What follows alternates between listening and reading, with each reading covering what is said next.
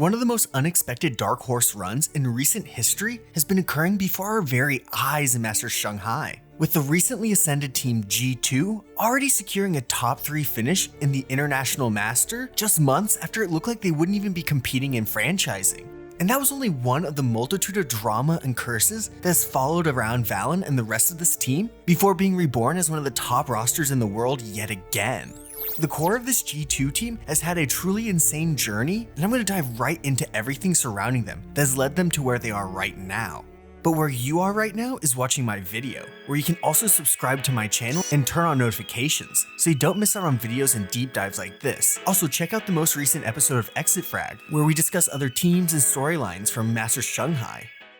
To really understand their journey towards the edge of greatness, I want to look at their most recent match against Team Heretics and look at what makes this team so great, as you'll see that every single one of the reasons why they're so successful now can be seen being built since the moment they joined together as the Guard in early 2022. So the 3 reasons are centered around their mental toughness, their initiator Trent, and the effective and consistent leadership by Valyn. So in the entire Valorant history, there hasn't been a team that came back from 11-2 down in a Masters match, but G2 did it, winning 11 rounds in a row after already being down a map.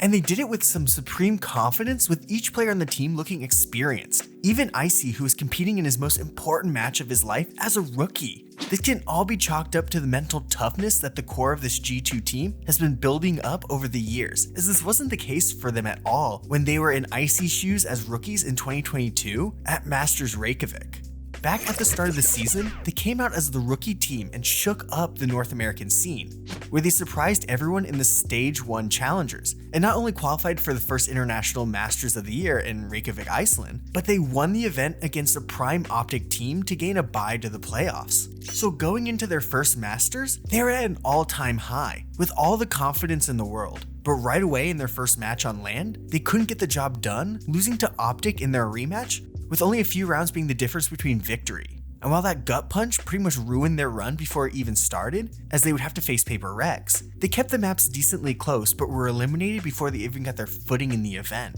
And for the entire team at the time, it was devastating, especially after they failed to qualify again the rest of the year, slumping at the worst times. But this experience, in completely failing in their first taste of top competition, built one of the most solid parts of their game that has allowed them to come back time and time again in the biggest events the last 2 years. That collapse built their mental toughness. We've seen them come back from terrible maps and win series, or go down big like they did against Team Heretics and just adapt correctly without relying on any hero plays or players putting the team on their back. And this all leads back to those early failures. The second reason why G2 has been able to have such a consistent rise to the very top of Valorant twice now has been in large part due to their world-class initiator play by their superstar Trent, who with his core has gone from young, inexperienced fragger to bona fide superstar who just might be the best initiator in the world. That allows his team to improve their team play and util combos. During their first run in early 2022, Trent was only 17, so young now that he wouldn't even be able to play on this G2 team. But already, he was one of the biggest names in North America, as he dazzled as an initiator player with Sova being his best friend. As he took over games not only with his great technical skill, but with his great game sense and ability to work off the system that the Guard had put in place. This made him look like one of the best players to build around. But what ended up hurting him and the rest of the team during Reykjavik was their overall inexperience, and as the youngest player on the server, it was even more evident that the moment might have been a little too overwhelming for this young superstar. As a while after the event, Valyn said Trent had a hard time adjusting to the roles on LAN, as he was used to listening to music and playing, but wasn't allowed to do that on the stage, which really threw him off, resulting in lackluster performances. But now, while he's still young at 19, he is a much more experienced player after going on the run they did to qualify for franchising in the Ascension tournament.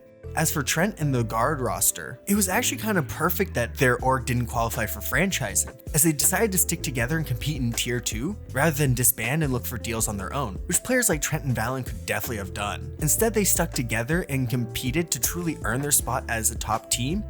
and the experience Trent gained during this last year turned him into a real superstar, with true experience that wouldn't crack in the biggest moments anymore, as up until winning Ascension, him and his team had always been known as the team that crumbled under the pressure. But after competing in Ascension, they finally broke that narrative and has given Trent an assurance in his own game to push him and his team to the next level. which we can see in the match against Heretics, as when he finally takes over the game, this team looks unstoppable, which we saw in the comeback on Ascent, where on Sova he went 27-16 after his team started slowly, and it really all comes down to his util usage, which as an initiator is the most important aspect, which we can see in round 16. Where after Icy picks up an opening op kill, Trent decides to set up a possible play toward B main, which almost works, as they confirm presence with the KO knife from across the map in order to save the more powerful dart that he uses right when Icy peeks with the op. And while it was so close to picking up another kill, Heretics are able to move back, but not before taking some chip damage from Trent, who is always ready to be the next layer.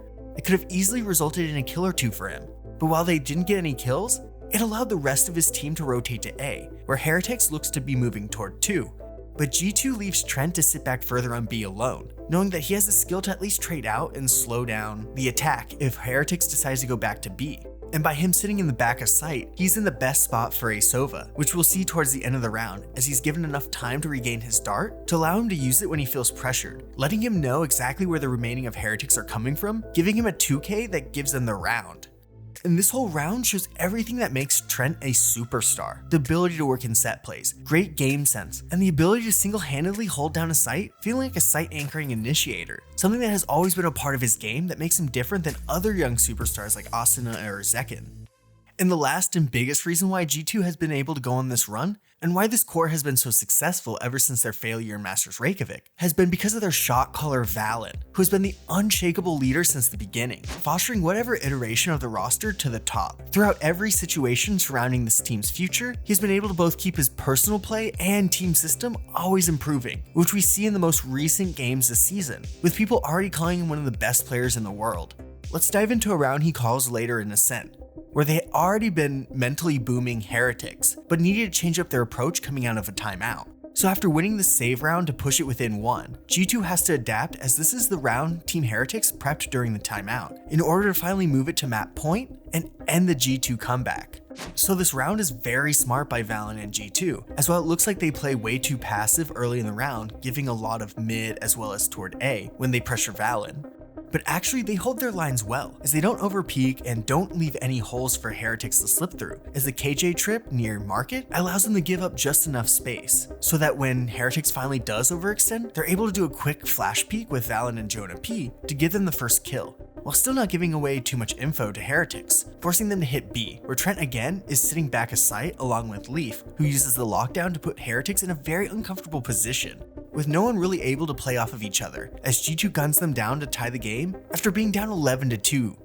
This ability by Valyn to know that Heretics are going to try and play aggressive for their first pick was perfect, as they just played disciplined and waited for the duel that they could take with the advantage. Valyn is always waiting for the advantage and taking it without being too greedy. And this calling by Valyn has been the key to this team's consistency, no matter what org they play under or what league they play in, as after winning Ascension with a new duelist in Tex, they were almost robbed of their spot in franchising, as the Guard decided to completely close as an org, leaving the roster orgless, with Riot first ruling that they were unable to find a new org, and that no one was going to ascend in the Americas. But after everyone voiced how that was the worst possible idea, Riot allowed G2 to take over. But during this uncertainty, the team was yet again given the option of looking for their own deals with different teams in franchising. But again, everyone except Tex decided to stick together for another season. So when everything was sorted out, the Guard Corps were in need of another player.